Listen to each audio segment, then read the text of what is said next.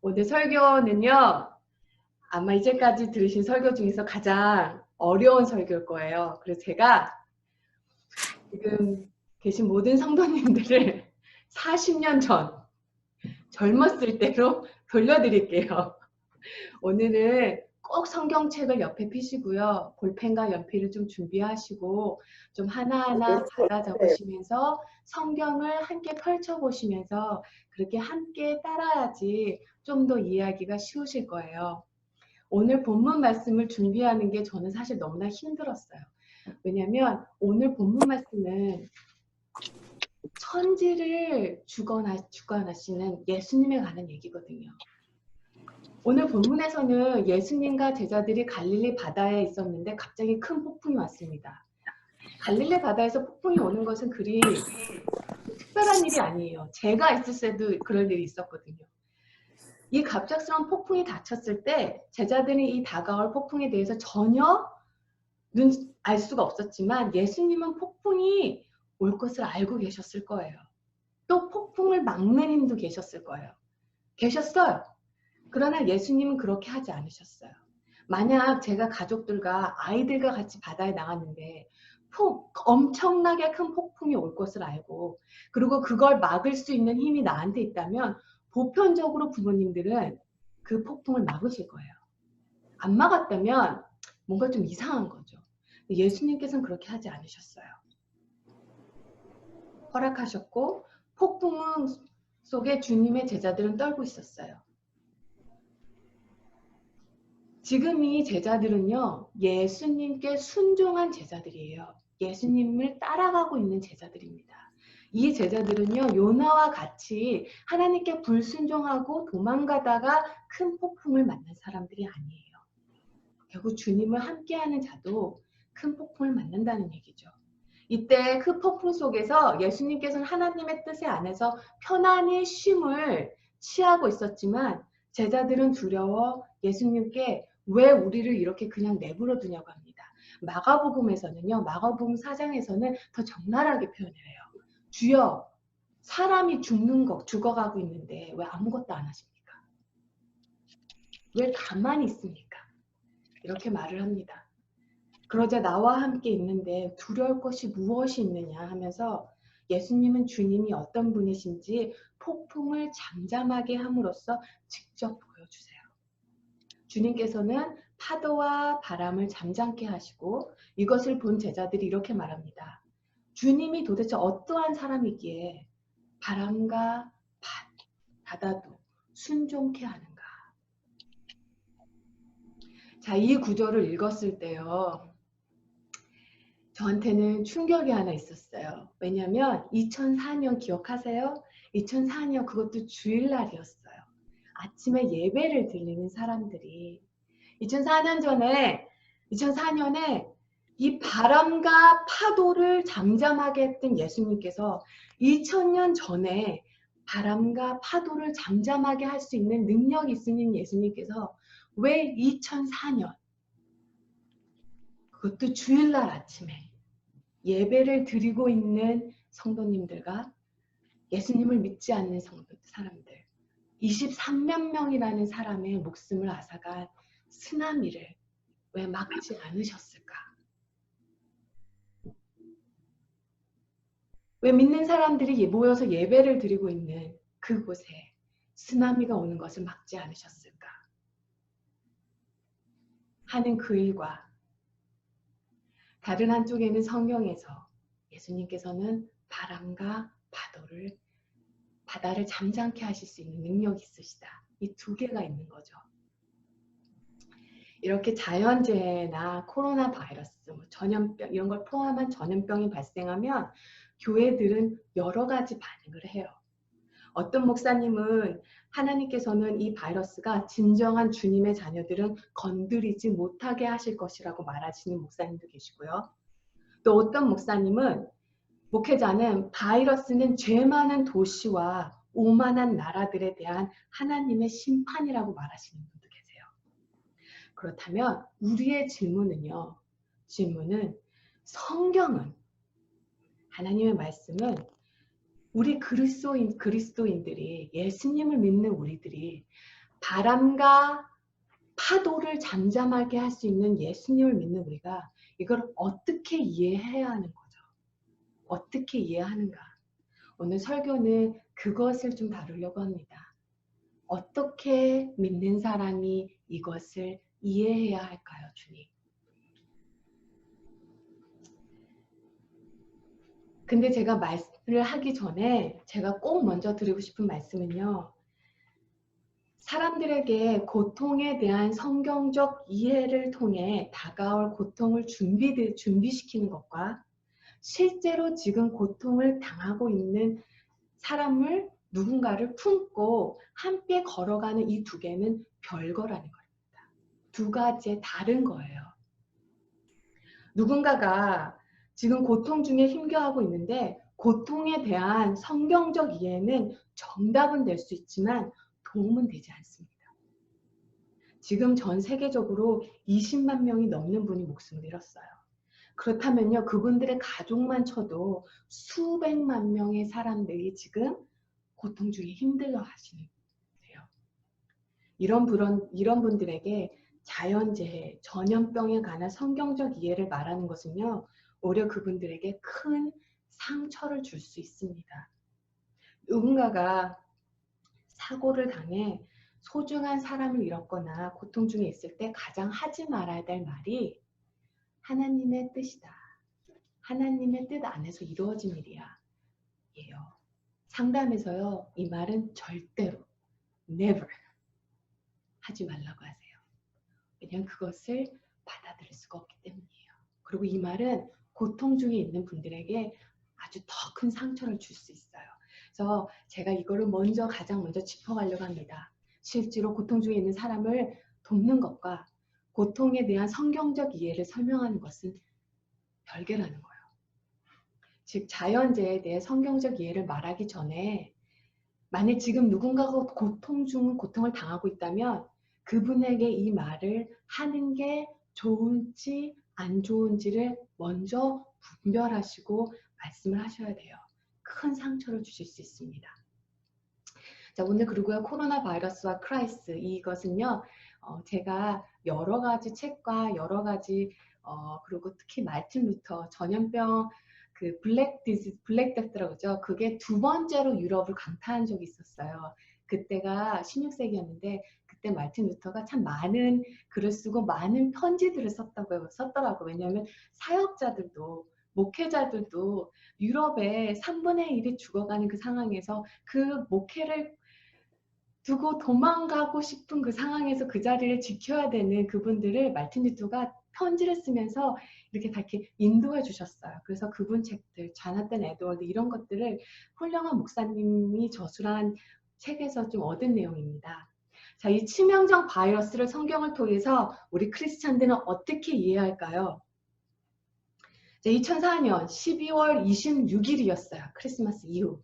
주일날 예배를 위해 모인 교회를 포함해서 인도양 쓰나미로 23만 명이 사망했습니다. 이 쓰나미는 주일날 일어난 일이기 때문에 예배를 보던 중에 있었던 많은 그리스도인들도 그리고 믿지 않는 분들 모두에게 일어났어요. 특히 그 일이 일어난 것은요, 한국 땅이나 미국 땅 같이 자유롭게 신앙생활을 할 수 있는 곳이 아닌 것도 많았어요. 결국 그곳에서 신앙생활을 한다는 것은 지금 우리가 신앙생활하는 이것에 비해서 더 어려운 중에 신앙생활을 하고 계신다는 거죠. 그날 믿는 사람들도 믿지 않는 사람들도 너무나 많은 사람의 목숨을 앗아갔어요. 이것은 실제로 일어난 일입니다. 역사적 사실이에요. 또한 오늘 본문 마태복음 8장 27절 바람과 바다조차도 예수님께 순종합니다 라고 말합니다. 바람과 바다가 예수님께 순종하는 것은 2000년 전이나 지금이나 마찬가지예요.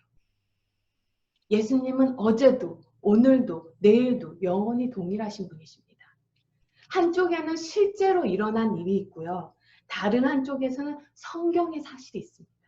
그럼 자, 이 두 개를 합쳐본다면요. 두 개를 합쳐본다면요. 이런 결론을 내릴 수가 있죠. 자연재해를 멈추실 수 있는 예수님께서 2004년에 인도양 쓰나미를 그렇게 하지 않으셨다는 거예요. 능력이 있으셨는데 막지 않으셨다는 겁니다. 예수님은 항상 지혜롭고 항상 옳으시고 공정하시며 선한 목적을 가시고 거룩하시고 공의로우신 주님이세요. 그렇다면 이런 치명적인 쓰나미 안에서도 주님은 지혜롭고 옳고 공정하고 선한 목적을 가지고 계십니다. 따라서 이것을 코로나 바이러스에도 적용할 수 있어요. 예수님께서는 이 세상의 자연적인, 초자연적인 힘에 대한 모든 권위와 주권을 가지고 계십니다. 주님은 정확히 바이러스가 어디서 시작됐는지도 아시고요. 다음에 어디로 갈지도 아시고요. 그 바이러스를 억제할 수 있는 완전한 힘도 가지고 계세요. 근데 그렇게 하고 계지 않으세요. 죄도, 사탄도, 질병도 그 어떠한 방해도 예수님보다 강하지 않습니다. 주님은 결코 한 코너에 몰리시는 분이 아니에요. 결코 자신이 원하지 않는 일을 용납하시는 분이 아니시고요. 진퇴양난이란 단어가 예수님께는 없습니다. 여호와께서는 이방 민족의 계획을 뒤엎으시고 민족들이 꾸미는 일을 꺾으십니다. 그러나 여호와의 계획은 영원히 서고 그 마음의 뜻도 대대로 설 것입니다. 시편 33장 11절 말씀. 또 욥기 42장 2절에서 이렇게 말합니다. 욥이 이렇게 고백합니다. 나는 주님께서 모든 일을 하실 수 있고 계획하신 일은 무엇이든지 이루어진다는 것을 알았습니다. 그렇다면 우리가 갖고 있는 질문은요. 예수님이 주권자인가 아닌가? 즉 주님께서 세상의 모든 재난과 질병을 감독하고 제한하고 인도하고 지배하고 계십니까가 아니에요. 그게 우리의 질문이 아니에요. 우리의 질문은 이것을 우리가 어떻게 이해해야 합니까? 능력의 하나님과 막을 수 있는데 막지 않으신 하나님. 이걸 어떻게 이해를 해야 됩니까? 그래서 요즘 많은 미디어를 통해서도 보시겠지만 여러 가지 얘기가 나오는 거예요. 우리는 자연재해, 전염병을 어떻게 이해해야 되는지 성경적으로 4가지 이유를 지금 보여드리려고 합니다. 총 4가지를 하나하나 제가 보여드릴게요. 한번 하나하나 적으시고요. 저녁 때 다시 모여서 만날 시간이 되시면 이것을 한번 되새겨 보시고 좀 나누는 시간을 가지는 것도 좋을 것 같아요. 자, 첫 번째.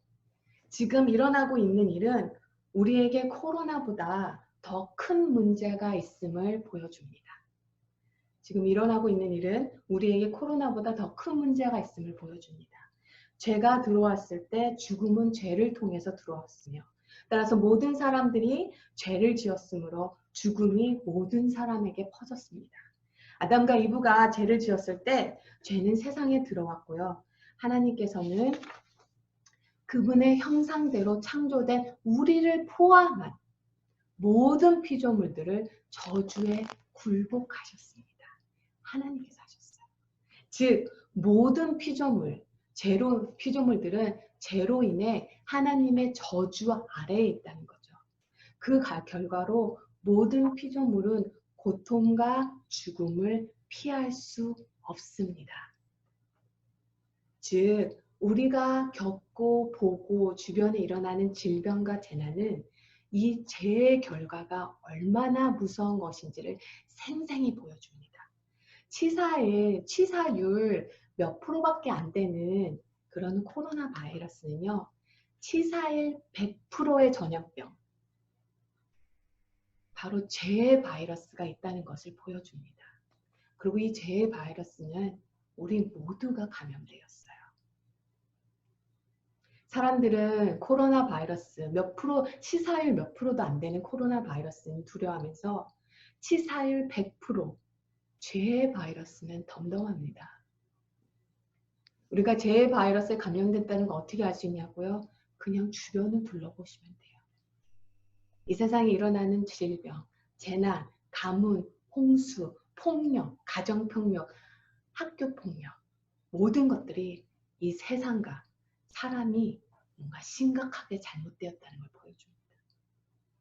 그리고 예수 그리스도의 복음을 통해서 구원을 받은 자녀들도 주님이 다시 오시는 그날까지는 이 육의 죽음과 고통을 피하지는 못합니다.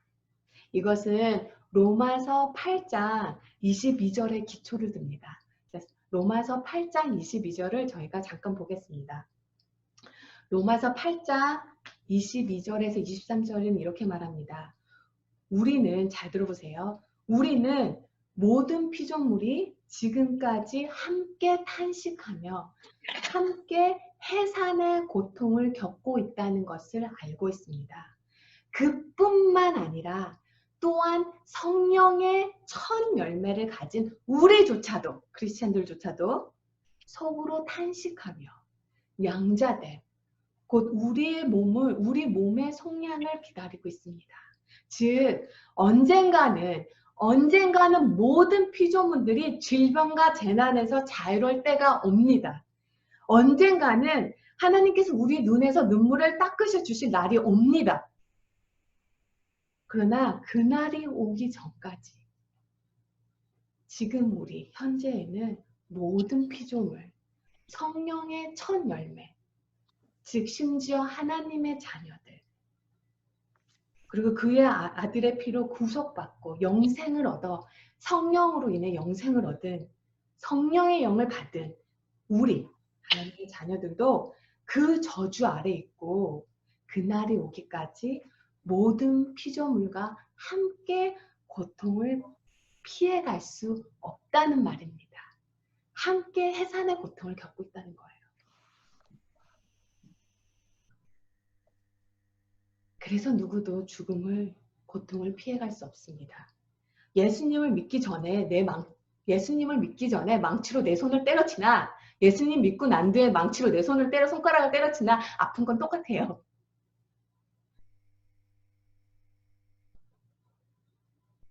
믿는 사람도 쓰나미에 휩쓸려 갑니다. 믿는 사람도 테러 공격을 받을 수 있고요. 믿는 사람도 코로나 바이러스에 걸릴 수 있습니다. 왜냐? 모든 피조물이 죄로 인해, 죄가 이 세상에 들어옴으로 인해 저주 아래 있기 때문입니다. 다만 믿는 사람들에게는요, 이 모든 것들이 우리를 향한 하나님의 정죄가 아니라는 거예요. 로마서 8장 1절에 보면요, 그리스도 예수 안에 있는 자에게는 결코 정죄함이 없나니. 우리에게 고통은 정죄가 아닌 정화라는 얘기죠. 그래서 첫 번째는요, 모든 불행은 죄가 이 땅에 들어온 결과입니다. 믿는 사람도 믿지 않는 사람들도 마찬가지로 질병으로 인해 죽을 수 있습니다. 그러나 그리스도 안에 있는 자들에게는 죽음의 독침이 제거되었습니다. 부활이 있기 때문이에요. 자, 두 번째 신학적 이해는요, 하나님께서 때때로는 정죄하려 함이 아닌 구원하시기 위해 병을 사용하시기도 하신다. 그것은 정죄가 아니라 구원을 목적으로 한 자비의 행위입니다. 앞으로 지금부터 들으실 성경 말씀은요, 아마 거의 설교를 들어보시지 못한 설교 말씀일, 그 본문 말씀일 거예요. 자, 두 번째는요, 하나님께서는 때때로 정죄하려함이 아닌 구원하시기 위해 병을 사용하기도 하십니다. 그러나 그것은 정죄를 하는 게 아니라 구원의 목적을 둔 자비의 행위입니다. 이것은요, 고린도전서 11장 29절에서 33절의 근거를 두고 있습니다. 고린도전서 11장 29절에서 33절의 근거를 두고 있어요. 자, 고린도전서 11장 29절에 보면요, 저는 성찬을 오용하는 것을 다루고 있어요. 하지만 다루고 있지만 이 원칙은, 깔린 원칙은 더 광범위하기 때문이에요. 자, 고린도전서 11장 29절에서 사도 바울이 이렇게 말합니다. 주의 몸이 의미하는 것을 모르고 먹고 마시는 사람은 크리스찬들이죠. 자기가 받을 심판을 먹고 마시는 것입니다. 지금 사도 바울은요, 크리스찬들이 성찬을 받는 그리스도인들에게서 말하고 있어요. 그리고 이렇게 말합니다. 그리고 주의 몸이 의미하는 것을 모르고 먹고 마시는 사람은 자기가 받을 심판을 먹고 마시는 것입니다. 이로 인해 여러분 가운데 몸이 약한 사람들과 병든 사람이 많고 죽은 사람도 적지 않습니다. 잘 들어보세요. 우리가 스스로를 살핀다면 심판을 받지 않을 것입니다. 그러나 우리가 주님께 심판을 받아. 그 말은 주님이 질병과 약함과 죽음으로 우리를 징계를 받음으로 어떻게 된다고 했죠? 말씀해 보시면. 우리가 세상과 함께 정죄를 받지 않도록 하려는 것입니다. 이 말씀 구조를 잘 한번 이렇게 새겨보세요. 즉, 주님께서는 연약함과 병을 통해서 주님이 사랑하는 자녀, 주님의 자녀의 생명을 거두어 천국에 데려가신다는 말씀이세요. 왜요? 말씀은 말합니다. 세상과 함께 정죄받지 않도록 하기 위해서라고요. 다시 말해, 믿는 사람들의 일부는 질병으로 주님께서 데려가시는데 그 이유가 그들이 세상과 함께 정죄받지 않게 하기 위해서로입니다. 하나님께서 고린도에서 하나님이 사랑하는 자녀들의 일부를 그렇게 할 수 있다면 코로나 바이러스로 성찬을 오용한 죄가 아닌 다른 종류의 죄로 이유로 지금도 그렇게 하실 수 있다는 것이죠. 그러나 이것은 심판이 아니라 뭐라고요? 우리가 세상과 함께 정죄를 받지 않게 하기 위해서라는 겁니다. 예수 그리스도를 통해 죄 용서 받은 자들에게 고통이 하나님의 심판은 아닙니다. 예수님께서 말씀하셨어요. 내 말을 듣고 또 나 보내신 이를 믿는 자는 영생을 얻었고 심판에 이르지 아니하나니 사망에서 생명으로 옮겼느니라. 이제 그리스도 예수 안에 있는 자는 결코 정죄함이 없어요. 그러나 고린도전서 오늘 본 이 말씀은요. 다시 한번 말씀은 고통 중에 우리 안에 나도 모르게 습관적으로 있는 죄가 있는지 나의 신앙 생활을 다시 한번 돌아보는 시간을 가져보는 것이 적합하다는 것을 말합니다. 말은 자신이 뛰어온 길을 꼭 돌아본다고 합니다. 자신이 뛰어온 길을 꼭 돌아본다고 하는데 그 이유가요. 제가 너무 빨리 뛰어서 자기 혼이 쫓아오지 못했을까봐 꼭 자기가 뛰어온 곳을 돌아본대요. 말은. 내 일이 바빠. 먹고 사는 게 바빠. 커리어 쌓기 바빠. 공부하느냐 바빠. 고난 중에 있는 형제 자매를 외면하신 적 있으십니까? 주님을 섬긴다고, 교회를 섬긴다고 다른 사람에게 상처를 준 적이 있진 않을까요, 우리? 독한 말, 저주의 말, 질투의 눈빛. 그리고 그 누구도 자유롭다고 말할 수 없는 교만의 죄. 오죽하면요, 목사님들이 가끔 이런 말씀을 하세요. 성도님들이 교회에서 가장 무서운 성도님들이 죽자 살자 교회 잘해보자고 하시는 분들이라. 죽자 살자 잘해보자고. 이분들이 교회를 더 힘들게 하신다는 말을 가끔 하세요. 선교지에서도 마찬가지예요. 열정이 넘치는 성도님들이 꼭 사고를 치세요. 말이 자신의 길을 돌아본다는 것은 이야기는 우스개로 하는 말이지만요. 저를 포함해서 모든 성도님들이 말처럼 자신이 돌아온 신앙생활의 길을 한번 성령에 비추어 돌아보는 것이 필요한 것 같습니다. 오늘 말씀 구절을 보면요. 그러나 그리스도 예수 안에 있는 자에게는 결코 정죄함은 없습니다. 이것은 오로지 예수님 때문이에요. 제가 완벽해서도 아니고요. 오로지 예수님의 십자가의 죽음으로 나에게는, 우리에게는, 믿는 자에게는 하나님의 분노의 진노가 없습니다. 다만 나의 죄, 나의 죄책감, 나를 향한 하나님의 심판을 모두를 십자가에서 예수님께서 감당하셨기 때문이에요. 예수님께서 나를 대신하여 이미 심판받으셨기 때문에 죄에서 자유롭고 하나님의 은혜 안에 살아갈 수 있어요. 반석 위에 서 있습니다, 저희가. 그리고 저희가 서 있는 이 반석이 어떤 반석인 줄 아세요? 깨어지지도 않고요. 가라앉지도 않아요. 이 반석 위에 서 있는 사람들은 고통이나 질병이 나를 허물어뜨리는 게 아니라 다시 세우시려는 것입니다. 멸망이 아니라 회복이라는 거죠. 자, 세 번째. 모든 질병, 죽음, 고통, 자연재해는 어떠한 사람의 특정한 죄에 대한 것은 아니지만 때때로 하나님께서는 하나님을 거부하고 죄의 길에서 돌이키려 하지 않는 자를 심판하시기도 하십니다. 자, 모든 재해나 전염병이 어떠한 사람의 특정한 죄에 대한 것은 아니지만 그 중에서도 몇 개는 특정한 사람을 심판하기 위해 질병이나 고통을 때때로 사용하신다는 거예요.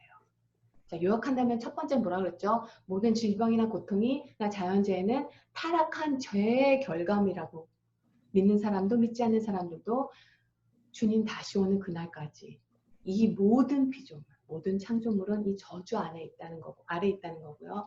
둘째, 모든 고통이 어떠한 사람의 특정한 죄가 대한 것이 아니라는 거죠.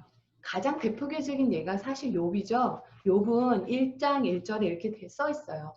그 사람은 온전하고 정직하여 하나님을 경외하며 악에서 떠난 자라 라고 말합니다.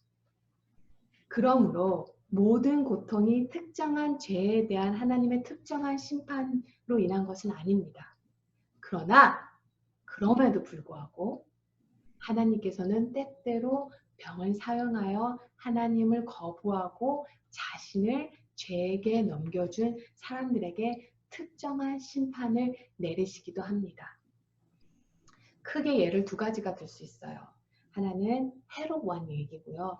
또 하나는 로마서 2장에 나와 있는 하나님께서 거기서 악을 행한 자들의 리스트를 쭉 주십니다. 그리고 그들에게 하나님께서 어떻게 하시는지 그 부분이 나와 있어요. 자, 먼저 첫 번째 사도행전 12장에서 찾을 수 있는데요. 사도행전 12장에서 헤롯 왕은 자신을 신이라고 부름으로써 자신을 높입니다. 그때 주님의 천사가 곧 친히 벌레에게 먹혀 죽으니라. 본문은요. 헤롯 왕이 죽은 이유를 정확하게 얘기하고 있어요. 헤롯 왕이 죽은 이유는 그가 하나님께 영광을 돌리지 않았기 때문이라고. 자, 역사적 기록을 보면요. 헤롯 왕은 가이사에서 자기 생일의 공연잔치에서 연설을 하다가 심각한 복통으로 그 자리에서 떠날 수밖에 없었어요. 그래서 그 자리를 떠납니다. 그리고 5일 동안 복통에 시달리다가 죽었다고 합니다. 존 파이먼 목사님께서 이런 말씀을 한번 하셨어요. 우리 통치자 중에 더 많은 사람들이 하나님과 사람 앞에 오만함으로 인해 매일 죽음을 당하지 않는 사실에 우린 놀라워해야 한다고. 이것이 우리가 매일 경험하고 있는, 우리 모두가 매일 경험하고 있는 하나님의 은혜와 자비라는 것이죠. 마지막으로 네 번째는요. 모든 자연재해, 홍수, 기근, 메뚜기 떼, 쓰나미 또는 질병은 우리를 정죄하려는 함이 아니라 회개로 부르신다는 거예요. 그게 오늘 말씀입니다. 누가복음 13장 1절에서 5절이에요.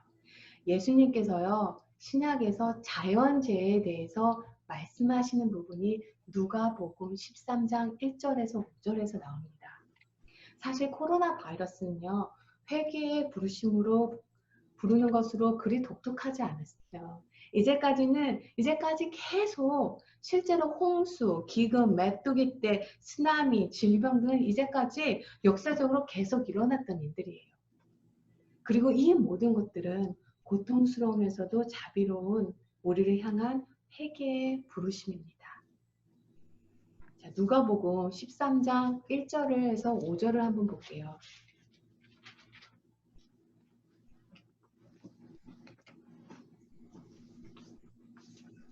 자, 네 번째가 모든 자연재해, 홍수, 기근, 메뚜기 떼, 쓰나미 또는 질병은 우리를 정죄하려 함이 아니라 회개로 부르신다는 것이죠. 자, 누가복음 13장 1절에서 5절에는 빌라도가 어떻게 하냐면요. 예배를 드리는 사람들을 학살하여 그 피를 뽑아 그 피를 제물과 섞어서 드립니다. 그리고요. 또 실로암 탑이 무너져서요. 거기를 지나가는 사람들이 18명이 그 자리에서 즉사를 해요. 이 일이 일어난 후에 어떤 사람들이 예수님 앞에 갑니다. 그리고 예수님한테 물어봐요. 주님, 왜 저 사람들은 이런 일을 당합니까? 왜 저 사람들이 이런 일을 당해야 합니까? 이와 같은 일이 왜 그 사람들에게 일어났냐고 묻자 주님이 이렇게 말씀하세요. 그 갈릴리 사람들이 다른 모든 갈릴리 사람보다 더 악한 죄인 일에서 이런 병을 당했다고 생각하느냐? 그렇지 않다. 내가 너희한테 말한다. 너희도 회개치 아니하면 모두 멸망할 것이다. 또 실로암 탑이 무너져 죽은 18명은 어떠하냐? 다른 모든 예루살렘의 사람들보다 그들의 죄가 더 많이 지었다고 생각하느냐? 그렇지 않다. 내가 너에게 말한다. 너희도 회개치 아니하면 모두 멸망할 것이다. 자, 사람들은요. 그곳에서 희생자들에게 왜 일이 일어났는지를 알고 싶은 거예요. 지금 저희가 알고 싶은 것처럼 왜 주님 이런 일이 일어납니까? 저 사람들에게. 근데 예수님께서는 이렇게 말씀하세요. 희생자들에게 대해서 얘기하지 말고 너에 대해서 이야기하자고. 네가 더 시급해. 그들에게 일어난 일이 바로 너에 관한 일이야. 문제는 그들의 죄가 아니라 너의 죄라는 거야. 가장 큰 문제는 그들의 죄가 아니라 너의 죄야. 이것은 전염병으로 몸살을 앓고 있는 세상에 전하는 하나님의 메시지입니다. 문제는 그들이 아니야. 우리예요. 우리에 관한 이야기예요. 우리 얘기를 해야 해요. 지금 다른 나라, 내 이웃에게 닥친 이 전염병은 우리에 관한 말씀이라는 거예요. 누가복음 13장 말씀은 가장 큰 문제는 그들의 죄가 아니라 너의 죄라는 걸 말씀하시는 거예요. 가장 먼저는 세상의 모든 사람들, 세상의 모든 성도님들이 이 지구 땅에 있는 모든 사람들, 모든 통치자들에 대한 회개의 부르심이에요. 회개하지 않으면 다 이와 같이 망하리라. 자, 전염병, 코로나 바이러스, 전쟁, 우리가 땅에서 누리고 있는 이것들은 우리가 땅에서 누리고 있는 자유, 유익, 권리, 편리함을 가져갑니다. 그러나 그것들은 우리 그리스도 안에 우리가 가지고 있는 것은 절대로 빼앗아 갈 수가 없어요. 자, 예수 그리스도를 믿는 자들에게는 세 가지의 좋은 게 있어요. 첫 번째, 예수 그리스도를 믿는 자에게 생긴 나쁜 일은요, 선한 것으로 나올 것입니다. 두 번째, 좋은 일은 예수 그리스도를 믿는 자들에게 생긴 좋은 일들은요, 그 누구도 빼앗아 갈 수가 없어요. 세 번째, 예수 그리스도를 믿는 자들에게 가장 좋은 일은 아직 오지 않았다는 거예요. 첫 번째, 믿는 사람들에게 생긴 나쁜 일은요, 고통이나 모든 것들은 선으로 나옵니다. 로마서 8장 28절 말씀. 하나님을 사랑하는 자, 곧 그의 뜻대로 부르심을 입은 자들에게 모든 것이 합력하여 선을 이루리라. 그래서 저는요, 코로나 바이러스로 인하여 이것이 세상을 많이 바꿀 것이에요. 지금 한국에 보니까요, 벌써 책들이 줄줄줄 나오고 있더라고요. 진짜 코로나 바이러스 이후에는요, 전에는 주변에 있는 사람들과 다 같이 뭉쳐갈 수도 있었지만요, 이제는요, 내 실력으로 승부를 봐야 되는 세상이 열렸어요.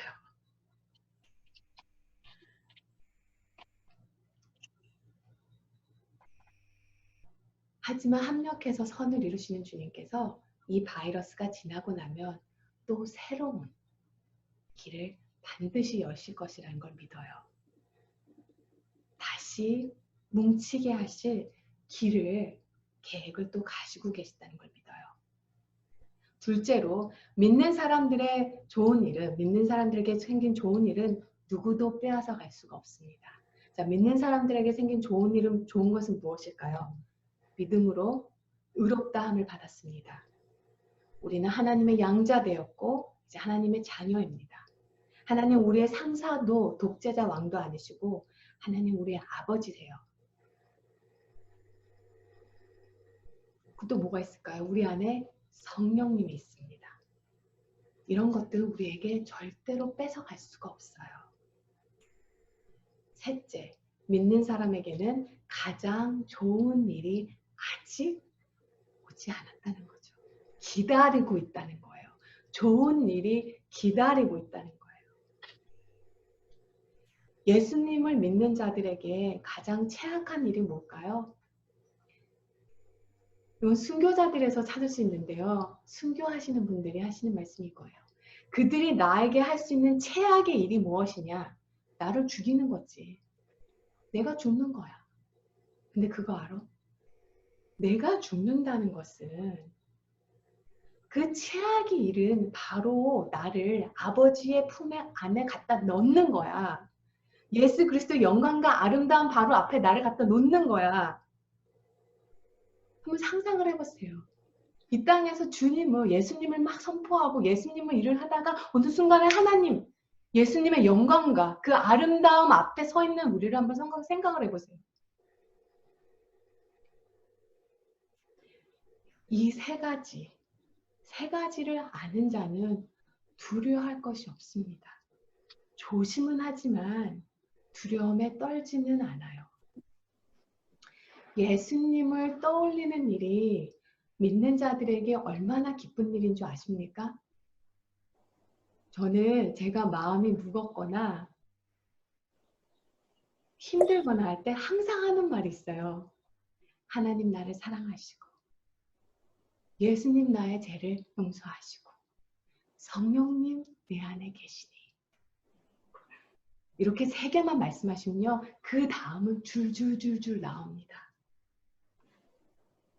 내게 부족함이 없으리로다. 내 잔이 차고 넘치리로다. 한번 해보세요. 운전하시면서. 하나님 나를 사랑하시고 예수님 나의 죄를 용서하시고 성령님 내 안에서 나와 함께 하시니 예수 그리스도의 그 크신 사랑을 생각한다는 거. 그 주님의 그 크신 사랑.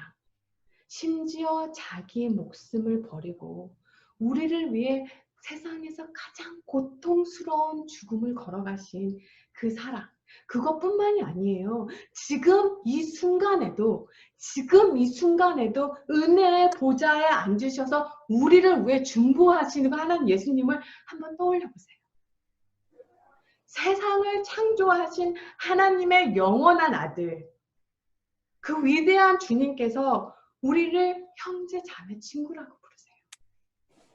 그리고 우리와 함께 먹고 우리는 주님과 함께 먹는다는 것. 그 주님께서 팔을 벌리시고 우리를 품으시고 우리와 함께 하시기 위해 자신을 온전히 드렸다는 것. 이것을 볼 때에만 고통 후에 고통 위에 설 수 있습니다. 제가 좋아하는 말이 있어요. 고통은 매트리스다. 환경은 매트리스다. 매트리스가요. 매트리스는 침대는 그 위에 놓으면 참 편안해요. 휴식을 주고 편안하게 쉼을 줄 수 있지만 매트리스 밑에 깔리면 어떻게 되는 줄 아십니까? 숨이 막혀 죽을 수도 있어요. 환경에 깔리면 숨이 막힙니다. 근데 그 위에 서면요. 영광을 볼 수 있어요. 우리를 기근, 질병, 전염병이나 홍수, 가뭄이나 오늘의 걱정, 내일의 두려움, 그 어떤 것도 끊을 수 없는 그 사랑을 부어주시기 위해 가장 고통의 길을 걸어가신 주님, 그 큰 사랑을 생각할 때 고통이라는 매트레스 위에 설 수 있습니다. 이 시간 함께 기도하는 시간을 드리겠습니다.